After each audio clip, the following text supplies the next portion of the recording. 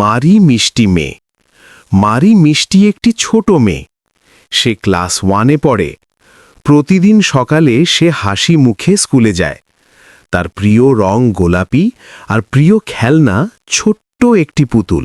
মারি পড়াশোনায় খুব মনোযোগী। ক্লাসে এসে শিক্ষকের কথা মন দিয়ে শোনে এবং সুন্দর করে খাতা লেখে।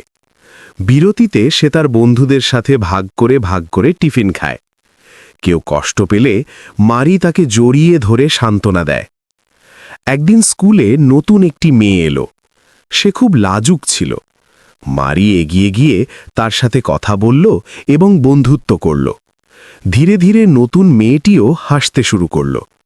শিক্ষক মারির এই ভালো মন দেখে বললেন, মারি শুধু ভালো ছাত্রী নয়, সে একটি ভালো মানুষও। মারি খুশিতে মুচকি হাসল। সবাই তাকে খুব ভালোবাসে, কারণ মারি সত্যিই একটি মিষ্টি মেয়ে।